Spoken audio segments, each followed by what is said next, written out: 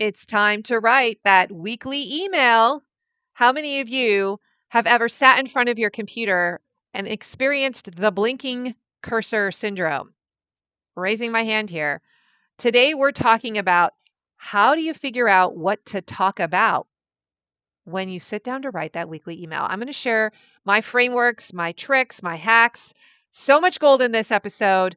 Let's get started. Hey there, this is Corinna Bench, and welcome to the My Digital Farmer podcast. In today's market, it's not enough to just grow your product. You've got to know how to sell it too. Welcome to the My Digital Farmer podcast, where we reveal online marketing strategies and tips to help farmers like you get better and more confident at marketing. Learn how to find more customers, increase your sales, and build a strong brand for your farm. Let's start the show.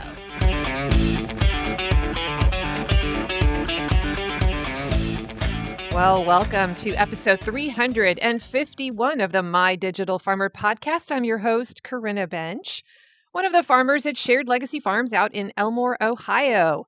I'm also the founder of MyDigitalFarmer.com, which is all about trying to help other farmers like you get more confident in your marketing and sales strategy so that you can grow a profitable business.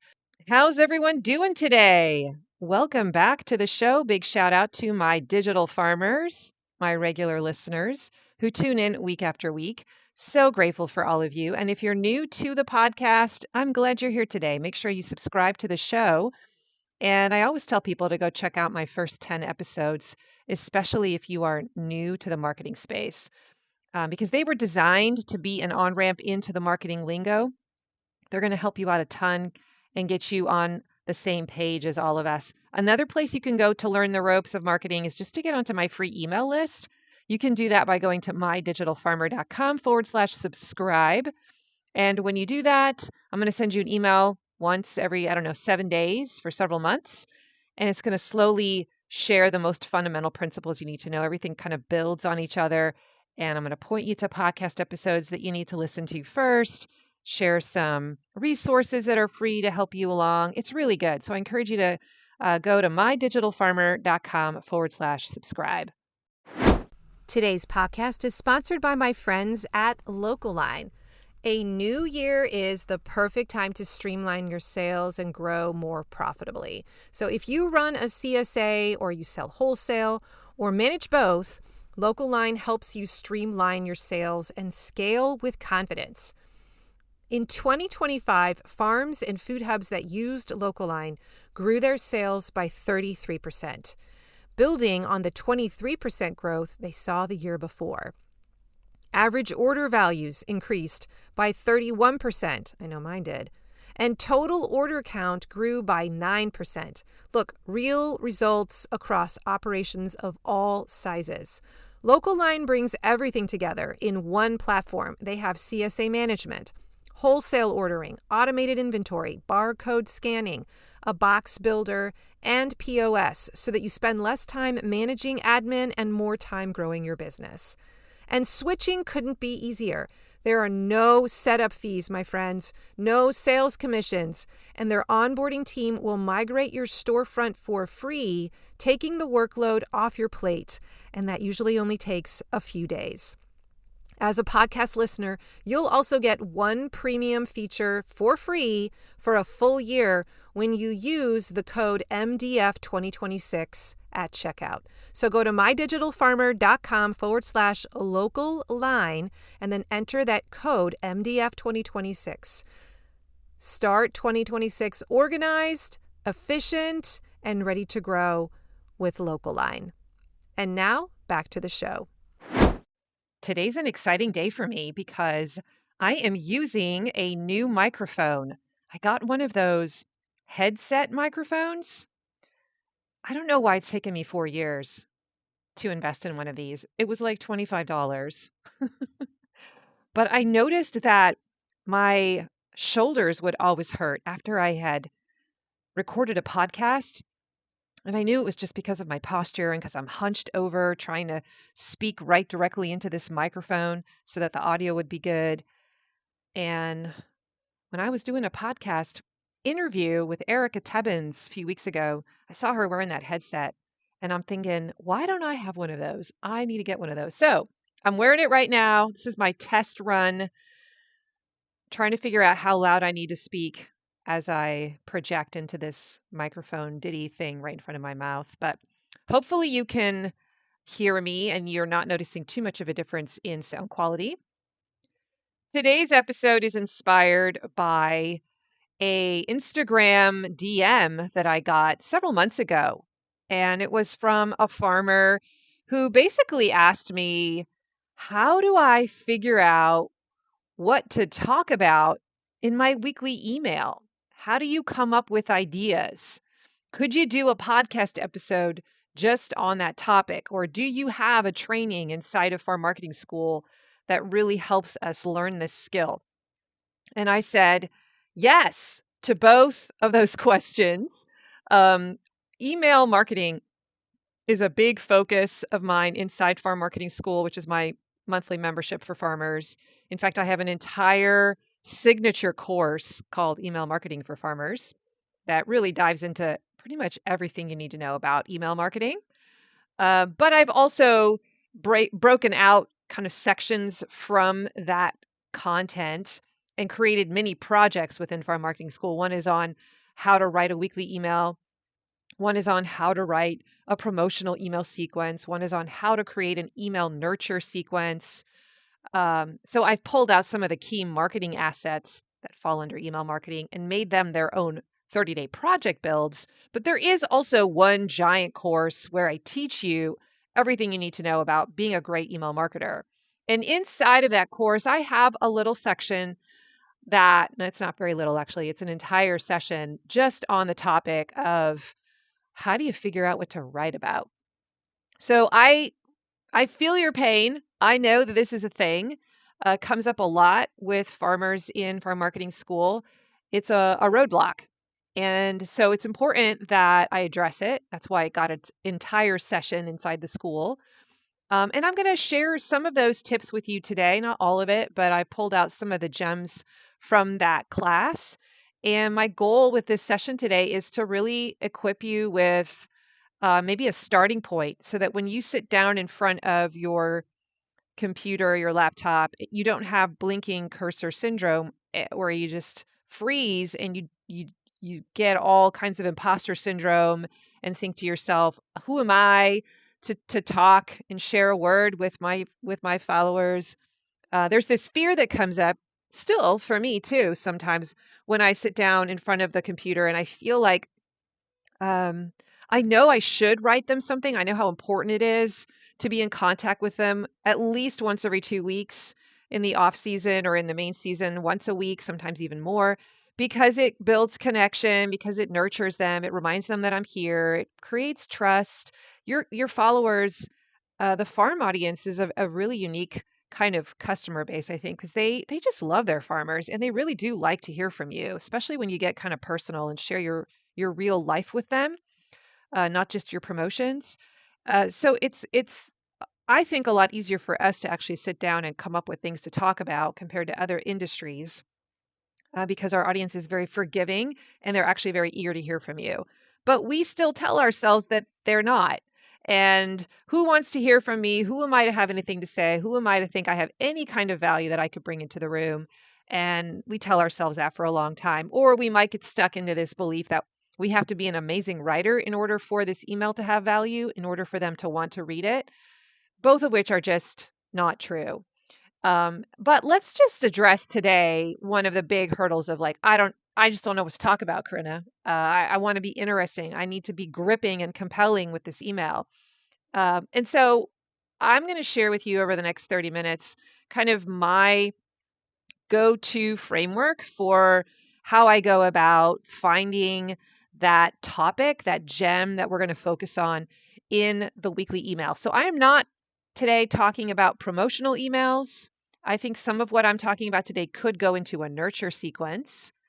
I'm also not talking about how to format the email or how to write compelling subject lines or how to actually write it so that your eye easily goes down the page and people keep reading the whole email. I'm not talking about the 7 to 8 elements that should be in every email. Like, I'm not teaching any of that. That's all in my email marketing course inside of Farm Marketing School. You can go subscribe for a month and watch that and become an expert. I'm talking about just that one step in the process of what the heck do I write about? Finding the content piece. And this is actually really easy for me now. And I think it's partly because I have so many angles at which to come at this question. And so I'm going to share some of those ideas with you today. Okay? The first suggestion that I have for you to find that core piece of main content around which your email spins is to use a parable or an illustration. What does that mean? All right, a parable is a story that teaches a lesson. Likewise, an illustration is a object lesson. It could be a prop or some kind of an object that turns into a lesson or has a lesson hiding in it in some way. Another way to think about this is finding a metaphor or a fable that has a lesson in it. Now, this is my go-to method, I think, because I was a youth pastor for many years after I graduated college. And it was a regular thing for me to have to create lessons for my students as I was teaching them things or creating Bible studies, or I was often asked to preach even to the whole congregation on Sundays. I was in the rotation. And I noticed that people would remember my sermons and my messages and my principles if I started with a story or if I had some kind of object lesson. You often see this if any of you go to church, especially in the traditional churches, they'll call the children forward for the children's sermon. They all come running to the front and they sit down around the pastor, and then the pastor holds up some kind of a prop. And they all talk about this prop, and then the pastor will tie in a lesson to the prop. This prop is like a blah, blah, blah, right? And they have the lesson that they want to teach.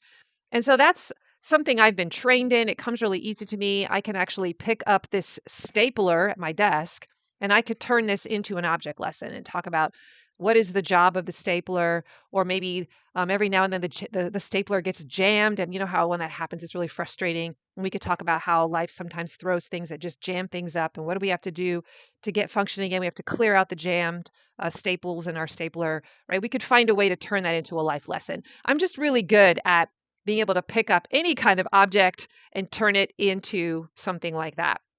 And that's how I want you to think about it. Is there a story from your life that happened this past week, or something that's happened in the past that you could just point to, that you could tell this story and then find the nugget of wisdom that's inside of it?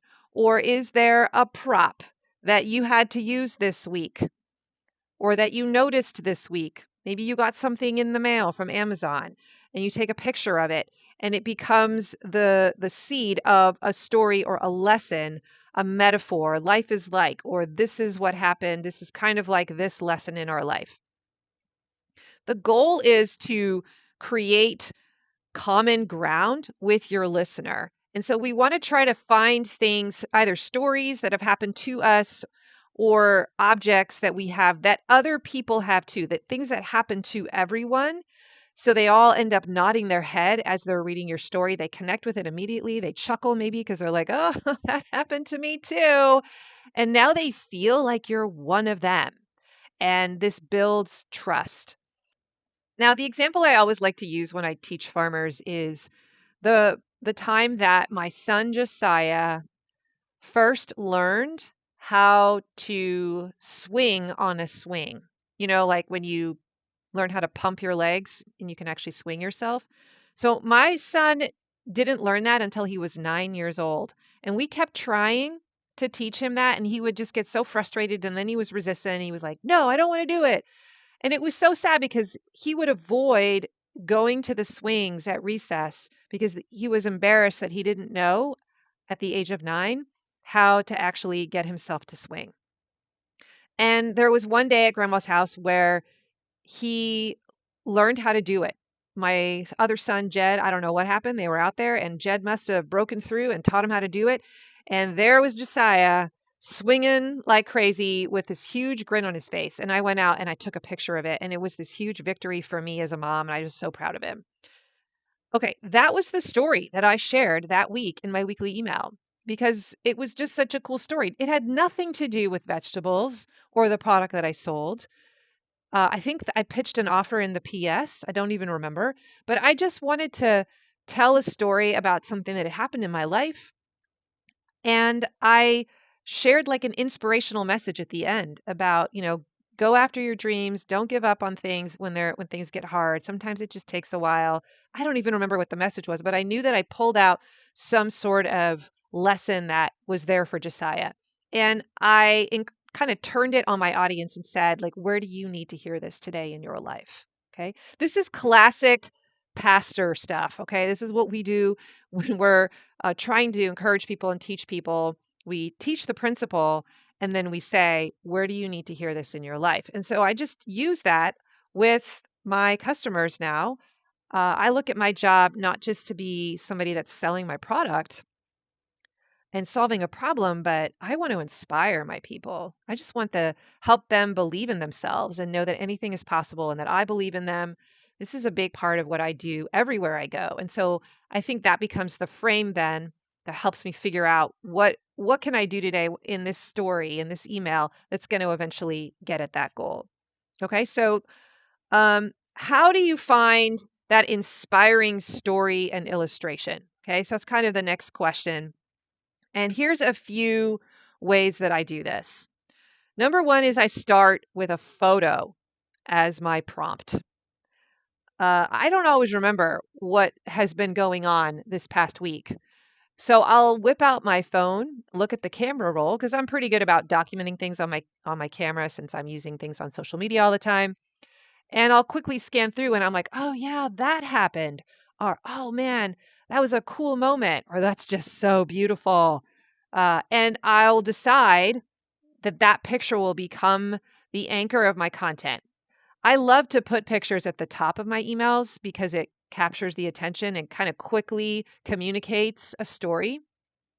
So if I can find a picture that does that, it'll usually be right under the first sentence so that their eyes are drawn to the photo and then they'll keep reading. And then that becomes a part that helps me flesh out the story more. So sometimes it just means looking at your photo roll. I remember that my son Jed, he went out one day and I think he was in like 10th grade. Okay, so he's in high school. And he just went out and he picked 3 peck baskets of raspberries in a couple of hours just because, not because we asked him to. I would have paid him if we were going to sell them, but I guess he wanted them all for us. So he just did. And he came back in and they were gorgeous. There were like these pink ones or red ones, and then there were these yellow ones. And I just thought, who is this? Who does that? Who just goes out and picks all these berries because he just feels like it and keeps doing it for that long. Anyway, I thought it was a cool moment. I took a picture of it. It was also just really pretty. And that became the story that I focused on in the email. Was it the only thing I talked about? No, but it was the main thing. And then there was something underneath it where I just kind of reminded them of some other stuff they needed to know. But it just taught them a little bit about my family, about my kids. Everyone likes to see pictures of the farmer's kids. So that's another just way to go about it, right? Find a photo and let that be your cue. I also sometimes look at my user-generated content. In the marketing world, this is known as UGC. If you ever hear that word, it stands for user-generated content. So I will download pictures from my private Facebook group where my customers live. They'll often post things that they're making with our food. I don't download all of them, but the ones that are really pretty, like a really gorgeous picture of lasagna or a really beautiful pizza, I might take the time to download. And I have a little Google folder, actually it's on Dropbox, where I will put these pictures of customer content. And if I if I'm kind of coming up against a brick wall and I can't think of something to write about, I can go into that folder. I can look at all these pictures and see if one of them jumps out at me. I'm like, oh, you know what? I'm going to talk about pizzas this week because that's a beautiful picture. Or if it was a recent photo that was something new and innovative that we haven't really talked much about. Like I remember last year, one of my customers, Carla, made a garlic scape mustard. And there were several people that really loved the idea in the Facebook group. So I knew that it was a winner. And I'm like, okay, that's an idea I have to save. And I made sure that I downloaded that. I named it so I could remember who had put the picture up and I could give them credit in the email.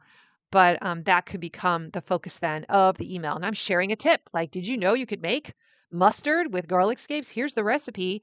This was made by so-and-so. Okay, so this user-generated content is another great place to go. And that means that you have to create a process, an SOP for collecting that. It's really easy. Just go and create a folder inside of your Google Photos and label it UGC. Or if you want to use it on Dropbox or even, I guess, in Google Drive, but I think it makes sense to just do it in Google Photos. Make a folder that's called UGC and just stick your things in there. Or create a moment once a month where you do that, where you file away 10 to 20 of your best pictures. Okay, the third idea is to develop a list of questions or fill in the blank prompts that are going to help you find your idea. This was a resource that I created a couple of years ago. It's 50 different email prompts. And I can go to that list when my creativity is bone dry and quickly scan it. And there's usually at least 1 to 3 of them that spark an idea like, oh, yeah, I could totally talk about that topic. If you want to get that resource, by the way, it is at mydigitalfarmer.com/email topics, all one word. And just subscribe, give me your email address, and you'll get a PDF. It's really good. For example, something that would qualify as a prompt might be talk about your favorite place to eat out and why. All right, that would be like one of the 50 that's on there. So it's just a whole bunch of different ideas, and one of them is going to land with you. Some of them kind of tend to do better at certain times of the year. Like I'll look at that and be like, no, that's not a good prompt at all right now. But then that same one will suddenly appeal to me 5 months later for whatever reason. So I think that's a really helpful tool. You can develop your own, or you can go to ChatGPT and ask it to help you come up with some email writing prompts if you give it a little bit of parameters. But that's a really great tool as well to just develop a cheat sheet that you can go to kind of quickly scan. Today's podcast is sponsored by my friends at citizensalmonalaska.com. If you run a CSA and you're always looking for value-added products that feel aligned with your farm but don't create more work for you, I want to tell you about Citizen Salmon Alaska. This is my 5th season partnering with them, and we keep coming back for a really simple reason. It works, and I genuinely love their product. Our CSA members love it too. The wild sockeye salmon is a standout and the scallops disappear fast. And I just trust the people behind the business. Citizen Salmon is a small family-run seafood company working directly with independent fishermen out of Homer, Alaska. They offer wild sockeye salmon, halibut, black cod, shrimp, and even in-house smoked seafood, which makes it an especially easy add-on for CSA farms. Here's why this partnership is such a win for farms like mine. I get to expand my product suite without taking on fulfillment. I promote Citizen Salmon to my audience. My customers order directly from their website using a farm-specific code. Citizen Salmon ships the frozen fish straight to them, and I earn a commission without handling inventory, packing, or delivery. And the timing just works. Halibut in the spring, salmon as the summer approaches, and beautiful seafood offerings for the holidays. They're currently signing up new farm partners through April. So if you're curious whether this could be a fit for your CSA, head to citizensalmonalaska.com and reach out to Aaron to get the conversation started. That's citizensalmonalaska.com. Wild seafood done the right way, and a partnership I'm proud to recommend. And now, back to the show. All right, we're back, and we're talking about some of the different strategies I use to help me find the kernel of content, the story, the focus of my weekly emails. Here's another framework that I like to use. Number one is I start with identifying the feeling that I want to highlight. Sometimes this is the angle that I'll take, where I ask myself, is there something that I want my customer to feel? Whether it's, sometimes it's like I want them to start feeling the burn or noticing a problem because I have a solution to that problem that I want to introduce to them in a few weeks. And so I want to kind of stick my finger in the wound and make them feel it. Sometimes it's, man, I just really want to inspire and help my community believe anything is possible. So you have to identify the desired feeling, and then you look back at your story bank and you try to find a story that will cause that feeling to arise. And this is sometimes a story from the past week or recent history, but sometimes it's a story that I pull from long ago, from my childhood or in the early days of my marriage or being a mom or whatever. And I can identify the story because I'm trying to find, when did I feel that way? So that when I tell the story, I know they're going to notice that feeling come up and it'll be easy for them to access that feeling. And then I've just, gotten the goal of my email. Another angle is that you could start with the lesson. So maybe you decide, I really want to teach this concept. I want them to understand this principle. So you're coming at it as a teacher. What do my people need to learn? What are the principles they need to learn? What is the mindset shift that they need to make in their lives? And then I try to find a story that's going to teach that lesson. And sometimes the story is one from my life, but it could be a fable. It could be a made up story that I read. It could be an illustration that I saw or heard a comedian share or something, right? It doesn't even have to be a true story, but it teaches a lesson or it inspires them, or it doesn't even have to inspire. It can just teach a very specific lesson. I'm going to go through some examples of this in just a minute, okay? But I want to teach you the framework here. And then the third way that you can look at this is that you would start with an experience or a metaphor, like I did earlier with like the stapler, where I pick up some kind of life is like a stapler. And then I have to figure out how to tell that story, how to pull out the lesson for them, how it relates to them in their life. Or I might start with an experience, something that I actually recently did, something that happened to me or that I went and did, and I tell that cool story and they enjoy hearing about it, and then I pull the lesson or the value from the story and I bring it back to them. Why does it matter to them? I'm not just telling them the story to say, hey, look at me, this happened to me, isn't that cool? No, we're always trying to bring the story back to them. So what? So what for the customer? Because it needs to matter to them. They need to be able to make an application point. That's what all good teaching does. So for example, I remember when we had to apply to Jed's aviation school called ANSAT in Toledo. We were going to have to open enroll out of our current public school district into Toledo's public school district in this specialized school.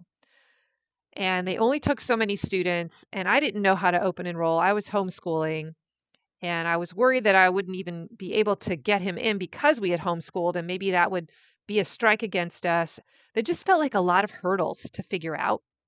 And I found myself dragging my feet and just being like, you know what, let's just take the easy way. And he's just going to go to our district next year. He's just going to go to Woodmore and he'll find his way that way. But for whatever reason, I just decided I'm going to take the first step. I'm not going to worry about all 10 steps. I'm just going to do step one, and I'm going to contact the school and figure out the process for actually open enrolling. And once I did step one, then I was able to figure that out. And then I realized what step two would be. And I didn't worry about step 3, 4, or 5. I just did step 2. And this is how I piecemealed my way into ultimately getting him through an application. And he applied to the school, he got in. And you guys, he's going to be valedictorian this year. Isn't that crazy? I still can't believe it. This has been one of the most important life decisions that we've ever made in his life. And yeah, so it's a formative story. But I told that story in an email. The feelings that came up for me when I was applying to ANSAT, how it felt so confusing. And then the way I turned it was I talked about, where have you ever felt fear or that you couldn't do something because it just felt overwhelming and you didn't move forward? Where are you feeling that right now? And what if you push through the wall? What would be possible? What if it's just a matter of doing step one? Okay, so it was just like a little encouragement, rah, rah mindset moment. And then I think in the PS, I was like, hey, by the way, we've got this as our offer. But the main bulk of the email was just this inspirational message, almost like a devotion, right? And so that's an example of me starting with an experience and then pulling out the lesson for my listener or my reader. The fourth idea is that you could start with a problem. And this is where you would identify a problem from that you know your customer's having, or maybe it's a problem that you've noticed in your own life. And then it creates what that does when you focus on the problem is that it opens a loop and people now want help closing the loop. They want to know how to solve the problem. And you either solve it in that email or you can solve it in the next one, because now they're going to want to open the next email since you opened this loop. Or the problem's solution is actually your product.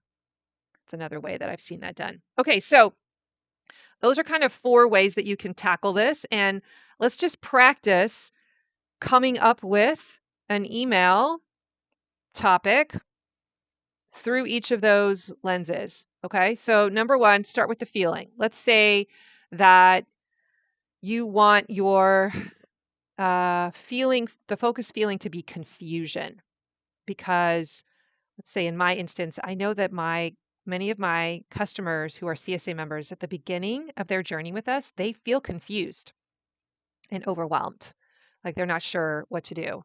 And I want to acknowledge that, and I want to bring it up. I want to be able to talk about the problem of confusion.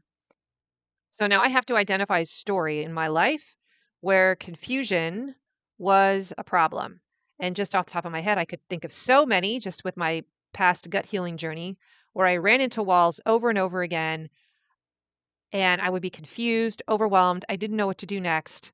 And I would wait and I would pray, and I just kept being persistent. And eventually a door would open, an idea would come to me, and I would follow that rabbit trail, and it would inevitably lead to more doors that I could try and open until I finally found my way. I wiggled my way through my illness and figured out how to heal. Okay, that I could tell that story about confusion and the way that I got through confusion, and that it was messy. It was a messy middle, and that's how it is. And eventually you get to the other side. Okay. And then I could say, well, if you're in a CSA, you're going to feel these feelings, and that is normal. And I'm sorry, but there may not be a way to avoid it. And if you want to transform and become this better version of you, you're going to just go through a messy middle, but we're going to hold your hand and we're going to show you every little rabbit trail you can go down, and you're going to learn so much along the way. And it is, the woman you become or the man you become in the process of trying to reach your goal that matters more than crossing the finish line. Okay. So I could say something like that. Do you see how I just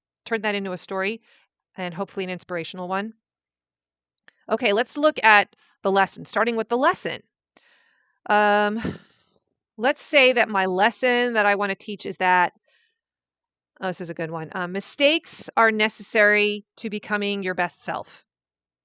You can't avoid mistakes, or this idea that we're not supposed to ever make mistakes, which I used to believe, but my friends, that's ridiculous. If you haven't learned that yet, well, that's ridiculous. Okay, so now I have to find a story in my life that will somehow illustrate that and be the wise farmer. And so one of my favorite ones that I like to tell is my son Jed, when he first started learning all about RC airplanes during the pandemic, and we were homeschooling him. He went out and he purchased this kit online from Flight Test, and he built it upstairs. We got him some foam board. He made it.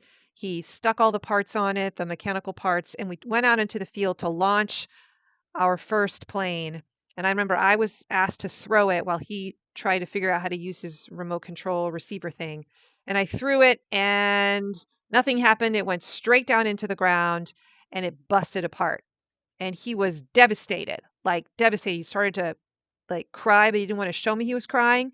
And he ran back into the house, collected his plane, ran into the house. And my heart as a mom, I just felt so much compassion. And I thought, oh no, he's just going to give up. And it was this moment, to me, it became this formative moment for him where he didn't give up. In fact, he went back upstairs and he made it again. And he came back out and he tried to fly it. And this time it flew a little bit before it crashed. And gosh darn it, he picked it up and he went up and he fixed it. And he came back out, 2 days later, it was out, his third version, and he got it to fly. And there was this victory. And it became this iconic story in our family about how failure is a part of the creation process. And you have to expect failures to happen in order to get to your final version that works. And so we no longer talk about failure as a bad thing in this family. We actually normalize it. And we tell them when they're getting started on projects, like, you should expect there to be some things going wrong. And when it happens, don't be upset about it. Don't get frustrated. Just be like, yep, this is part of the territory. Okay, I just told you a story. Did that one inspire you too? Look, we're trying to be the wise farmer. Do you see that? We're trying to find the nugget that inspires people so that they can hear that story and think about, where do I need to hear this lesson in my own life? Where does this apply to me? And we make sure that we turn the corner in our email and we ask that question. We don't just hope that they see the lesson. We ask the question at the very end. And then, of course, if you have a promotional offer, you're throwing it in the PS. Okay. All right. Let's do one more. Let's start with an experience or a metaphor and then try to find the story there. We'll do an experience because I already did the metaphor. I already did the stapler object lesson. But let's say you're standing in line at Cedar Point, which is our local roller coaster park, theme park here in Ohio. And you have to, you get all the way to the front of the line, and then they check your height there to make sure that you're tall enough to get on the ride. Okay. Do you even qualify? Are you allowed to sit in here? Are you tall enough? So that might be the experience that I share, how I had to stand in line, and my sons were, one of them was not quite tall enough, and we had just stood in line that whole time. And I had to end up sitting out with Josiah because he wasn't tall enough. And then Jed had to go with Kurt. Okay, so if I were writing an email to my farmers at My Digital Farmer, where I teach marketing, I might tell that story. And then the lesson or the nugget that I'm trying to pull out would be how important it is to qualify your leads, that you have to make sure you're attracting the right customers who are even able to buy your stuff. So make sure that you're doing things in your marketing system and in your marketing machine that weed out people who wouldn't be able to take the ride and that attract people who are tall enough to get on and will actually turn into buyers. Okay? Do you see how I turn that into a marketing lesson? All right, farmers, let me ask you something as we step into a brand new year. Do you actually feel ready for the marketing side of your farm business? Or are you quietly hoping you'll figure it out as you go, like last season? How'd that work out for you? If marketing your farm feels like a constant scramble, something you know matters but never quite gets the time or clarity it deserves, you are not alone. I hear this from farmers every single week, and that's exactly why I created Farm Marketing School to help you. Farm Marketing School is my monthly membership designed to help farmers build a simple, repeatable marketing system that actually fits into your real farm life. Inside, you will find bite-sized, step-by-step, do-it-yourself marketing projects that take the overwhelm out of things like writing sales emails or how to plan your promotions, how to build your social media strategy, how to update the homepage of your website, how to write an email nurture sequence, or setting up systems that work on autopilot even when you're busy in the field. Each month, you choose what to focus on, and I walk you through exactly how to do it with my on-demand video trainings and my bonus resources. And you're not alone doing this. Each month, we meet live on Zoom where you can ask questions, get group coaching, and hear what's working for other farmers. It's like having a farm marketing mentor and a room full of peers in your corner. This is not a massive, overwhelming course. The projects are designed to be completed in under 30 days so that you're making real progress without marketing taking over your life. So if this is the year you want to stop winging it and finally feel confident in a marketing system that brings in steady sales, I'd love to welcome you into Farm Marketing School. Join today at mydigitalfarmer.com/FMS. That's mydigitalfarmer.com/FMS. And now back to the show. Now, I think it's really helpful to keep a story bank as you get better and better at this craft. What do I mean by that? Well, if part of this process means that you have to look back into your week or, your past month, you've got to be able to identify things that have happened to you that you can tell those stories. And so what I have noticed that I've started doing over the years is I'm just going through my day with my eyes open, almost like I'm always on the lookout for a cool story. And when I see something unusual happen or noteworthy, I'll just make a note of it. I have a notes app on my phone, and all I have to do is just write a couple sentences to remind me of the situation that happened, because I'll think through the lens of, could this be a potentially cool story to talk about in a weekly email someday? Yeah, I think it could be. Maybe not this week, maybe in a couple months, but it was a cool story. It has a neat lesson. I can maybe already see the lesson, and I'm just going to write down the story. So whether it's an experience, a metaphor, a moment that happens to you, come up with a story bank. Just create one somewhere and create a practice of logging things there. Here are a few other things you can do as far as content. Number one is to teach something or share a resource. Do you have a lead magnet or a guide that you've recently created or a recipe that you have? Do you have a practice of writing a weekly or monthly blog post? You could make that be the feature and then link them off to go read the full blog post when they click on the link in the email. Do you have a video that you made and you uploaded it to YouTube? Well, you can take a screenshot of the video, put that graphic or that image in the email, briefly talk about what's in that video, tease it, don't give it all away, and make them click on the link to go watch it on your YouTube channel. Do you have a video that someone else made that you discovered on YouTube that you think is valuable? You don't have to make all the content. You could point people to that. If it's going to help them become more educated about your product, if it's going to equip them to use your product better, and doesn't mean you have to teach the content, send them there and make them learn the thing so that now they're like, oh, I know how to make bone broth. Thanks for that video. Now I'm going to start buying more of your chicken frames or whatever. Okay. Or share secret knowledge. One example that meets this criteria is I have an email in my email nurture sequence that's titled "The Best Time to Buy Sweet Corn in Bulk." And everybody wants to know, there's a best time to buy sweet corn in bulk? When is it? And I explain to them in the main message when that is and why that is. I know you're all wondering, but I'm not going to tell you. Take a guess. Okay, so just teaching something, that is a whole topic in itself to spur an idea. Don't be afraid to use old content either. I love to repurpose my content. In fact, I have a content creation log. It's a Google sheet.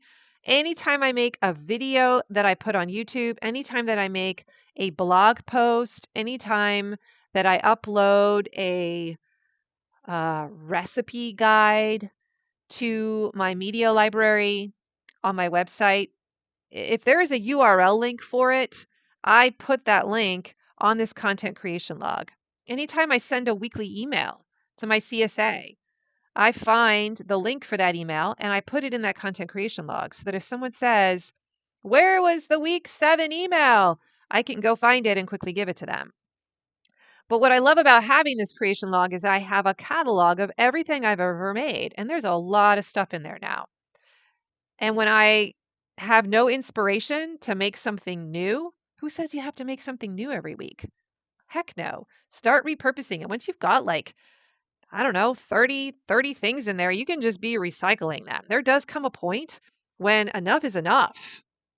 So I go back there periodically and I scan through some of the documents or some of the resources or some of the trainings that I've made. And I'm like, oh, yeah, I have a PDF guide about the different kinds of winter squash. This is a perfect time to reshare that. It's the fall again. And there's a bunch of people who have entered my sales funnel who have never seen it the first time I shared it. So I want to repurpose it.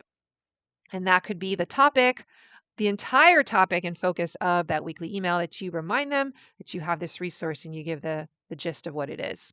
Okay. And finally, let's not forget that your weekly email could be overtly promotional in nature. Now, I don't like my weekly emails to always be super uber promotional. Let me be clear. I think I always have an offer in the PS. I've almost trained my audience to just go look down there. So it's a soft sell. But if I have a big thing, like it's a launch, like it's a big product that deserves its own moment in the sun, a spotlight moment, I will make the weekly email all about this exciting opportunity to purchase this product. And because I do the work of telling other kinds of stories in the other weeks where I create connection, emotional connection, empathy, solve problems, add value, because I'm doing that most of the time, these periodic, overtly promotional emails, they land differently with my audience. And there's a different kind of posture, right? When I'm giving it to them. And people are excited about opening them, and I get really good response rates and conversion rates on those.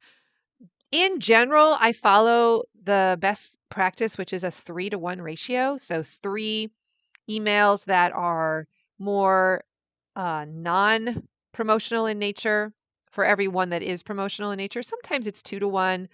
Like I said, I have a soft sell in the PS of every email. So I'm always making sure my people know how they can take the next step and buy from me. But when is it the main focus of the email? That maybe happens once every 3 to 4 times. All right. There you have it, my friends. That's my beginner's guide. That's actually a pretty deep dive into how to find a topic for your weekly email when you don't know what to write about. So I didn't sit here and give you specific topic ideas. If you want that, you should download that free resource, the email prompts. That's going to give you 50 different fill in the blank kind of prompts that are going to get you your mind spinning. You can get that at mydigitalfarmer.com/email topics, all one word. But the focus of this episode was really more on just the idea generation. And then you need to learn the skill of how to actually tell the story in written form in a way that's engaging, that causes a person to want to read the whole email, that keeps them scanning all the way down to the bottom to make it to that PS where you might have the soft sell, right? Learning how to write in an interesting way. That is another skill set, but it really doesn't take as long as you think. A lot of that is accomplished simply by surrounding yourself with people who do it well, seeing examples of that style of writing over and over again. And then you kind of begin to copy that style or practice elements of that style until it becomes your own voice. If you want some help learning how to become a great email copywriter, I want to invite you to take my class inside of Farm Marketing School. There's several of them, but the Email Marketing for Farmers signature course is sort of the heavy hitter where you learn it all, everything you need to know about email marketing. But if you were being more curious about, hey, I just need to get into a rhythm of writing a weekly email, then you can come and take the 30-day project build called the Weekly Email Challenge, where you learn the gist of weekly email writing and you'll practice writing a weekly email 4 weeks in a row, different styles, different ways. So there is that project. Then we also have a project called the Email Nurture Sequence, where you come and get that project done. You build the email nurture sequence in 30 days, and I show you what should be in that. I give you tons of examples and you do the work of writing it. A lot of times now, with the help of AI and ChatGPT, we can coach the AI model to write in our voice. If we feed it examples of our work, it can learn how we sound, how we write, so that it can at least spit out an early draft for you, and it overcomes that hurdle of writing the first draft. I use that ChatGPT for a lot of that now, where I'll talk out what I want to cover. I give it examples of my work, and then it shoots me out like the first version of it, and then it's just like, okay, I don't have to work quite so hard to get the basic skeleton there. Now I can go in and make it sound more like me and not like AI. But you'll learn how to do all of that inside of Farm Marketing School. So there's a lot of resources in there that can be helpful. If you want support for how to become better at email, that is definitely the place to go. I think that's probably the thing I'm best at, to be honest, of all the things that I teach, that and maybe strategy. So love to have you join our community, even if it's just for a month or two before the season goes crazy here. You can learn more about Farm Marketing School at mydigitalfarmer.com/FMS. Part of that membership, it's a monthly membership, so you just pay by the month. When you're done, you just cancel your membership. But we have a monthly Zoom call on the third Wednesday of every month where we meet up as a community, and you can ask questions. You can bring the work that you're working on, and we can audit it or talk through it. It's really cool. I love it. I just love it. So all of you who are in there, big shout out to you. Super excited to continue to grow that and be with you. All right. Today's show notes can be found at mydigitalfarmer.com/351. If you like today's episode, go leave me a review, would you? I'd love it. Every now and then I get a few more and I just celebrate over here. Or even better, like take this episode and copy the link for it and send it to someone via text. That's actually more important than the reviews. Like, I just want people to know about this podcast. And if there's a particular pod that you're like, oh, that was so good, someone could benefit from this, to this, share it. Like, share the love. Let's get as many farmers as possible getting this material so that we can get better at selling. Because that, to me, is one of the hurdles we have to overcome as an industry. If we can get better at selling, we will make more money.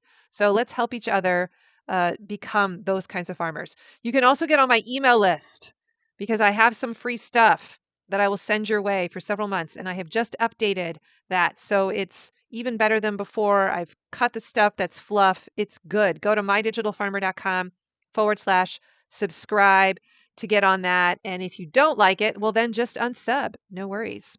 Okay. All right. That's all I got today. Thank you for joining me. I love, love, love that you tune in every single week. Thank you for believing in me and for valuing my work, for sharing my work with others. I believe in you. I want to make sure you know that. I am so, so excited for what this year is going to become for you. Stay in my world. I want to encourage you and support you. Let me know how I can do more of that. Send me your requests for podcast topics to mydigitalfarmers@gmail.com. Let me know how I'm doing. Have an amazing week, everyone, and I will talk to you next time. Remember, I believe in you. Bye-bye.